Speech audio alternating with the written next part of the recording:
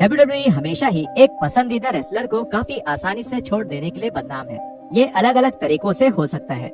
या तो कोई रेसलर काफी बढ़िया प्रेजेंटेशन के साथ शुरुआत करता है, लेकिन WWE जल्द ही उसकी स्टार पावर को कम कर देता है और वो अचानक ही कार्ड में नीचे गिर जाते हैं। या दूसरे मौकों पर WWE किसी रेसलर को सीधे मेन इवेंट तक पुश कर देती है, लेकिन किसी न किसी कारण से ये पुश सफल नहीं हो पाता और इसीलिए WWE अचानक ही उस रेसलर को सपोर्ट करना बंद कर देता है और वो रेसलर फिर कभी मेन इवेंट सीन में नहीं दिखता।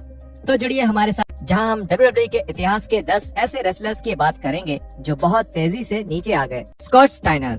WCW वर्ल्ड चैंपियन रह चुके स्कॉट स्टाइनर ने 2002 में WWE के सर्वाइवल सीरीज इवेंट में वापसी करी। उनको ऑडियंस से जोरदार तालियां मिली और ये साफ था कि फैंस स्टाइनर को WWE में बहुत आगे तक देखना चाहते थे। स्टाइनर को रॉ में साइन किया गया और उन्हें ट्रिपल एच के साथ वर्ल्ड टाइटल की लड़ाई में डाल दिया गया। इस फ्यूड को कुछ इस तरह डिजाइन किया गया था जिससे स्टाइनर रॉ के सबसे बड़े बेबी फेस बन जाए। लेकिन रॉयल रंबल पेपर व्यू में ट्रिपल एच के साथ स्टाइनर के मैच में ये साफ पता चल गया था कि अब स्टाइनर में वो काबिलियत नहीं रही जो उनमें पहले हुआ करती थी। ट्रिपल एच के साथ स्टाइनर का मैच बहुत खराब था और no way out pay per view में उनका रीमैच भी कुछ खास नहीं था। स्टाइनर का रिंग के अंदर का काम इतना बुरा था कि फैंस उनके खिलाफ हो गए और WWE के पास स्टाइनर का सपोर्ट पूरी तरह हटा देने के अलावा कोई और रास्ता नहीं बचा। शुरुआत में स्टाइनर को WWE के रेसलमेनिया 19 के प्लान्स में शामिल किया गया था, लेकिन उनके बुरे प्रदर्शन की वजह से उनको मैच कार्ड पर भी कोई जगह नहीं मिली। रेसलमेनिया 19 के बाद स्टाइनर कुछ लो कार्ड मैचेस में टेस्ट जैसे रेसलर्स के साथ नजर आए और 2004 में उनको निकाल दिया गया। Enzo and cash. NXT में अपने समय में एंजो और कैस उस ब्रांड की सबसे मशहूर टैग टीम हुआ करती थी। जब दोनों रेसलर को 2016 में प्रमोशन दिया गया तो सभी को लगा कि दोनों रेसलर को अच्छा पुश मिलना तय था, क्योंकि दोनों ही मर्ज को तेजी से बिकवा सकते थे और बिजनेस के नजरिए से भी दोनों को टैग डिवीजन के टॉप पर लाना बिल्कुल सही फैसला था।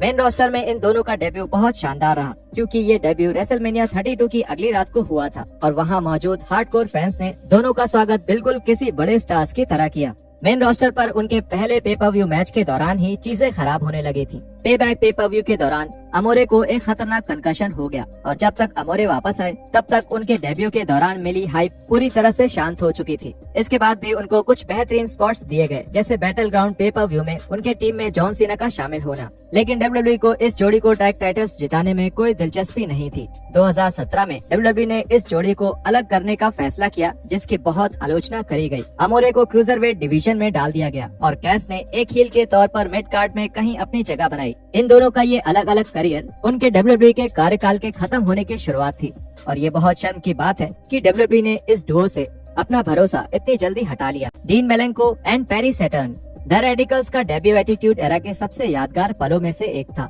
हालांकि शुरुआत में डेब्यू बहुत खास था, लेकिन ये साफ हो गया कि WWE ने उस ग्रुप के 4 सदस्यों में से केवल 2 के लिए ही बड़े प्लान्स बनाए थे। एडी गुरेरो और क्रिस बेनवा आगे चलकर WWE के मेन इवेंट में शामिल हुए, लेकिन अगर डीन मेलेंको और पेरी सैटर्न की बात की जाए तो ये टैलेंट WWE में जल्द ही खो गए।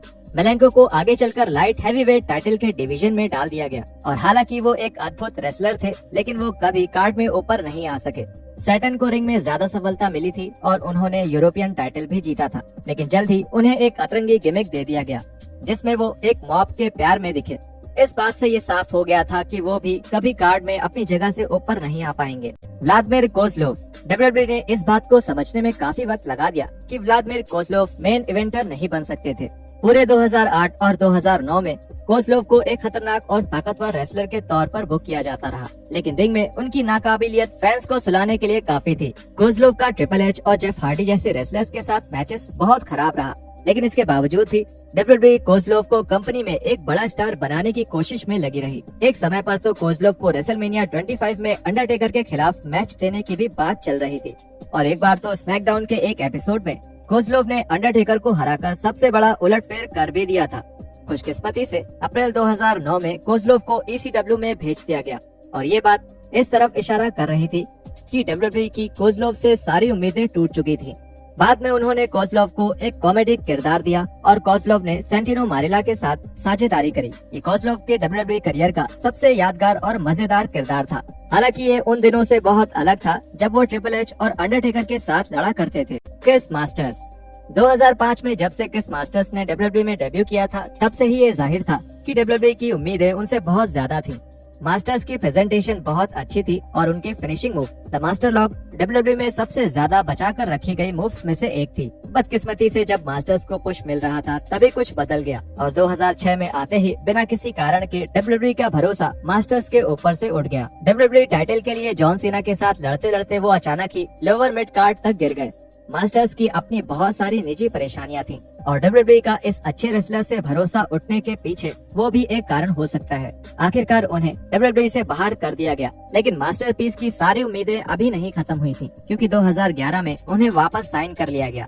मास्टर्स ने रिंग में अपना काम बेहतर करने के लिए बहुत मेहनत करी, लेकिन उनकी मेहनत इतनी नहीं थी कि डब्ल्यूडब्ल्यूई उन्हें वापस मेन इवेंट सीन में लेकर आए और बाद में 2011 में उन्हें दूसरी बार बाहर कर दिया गया।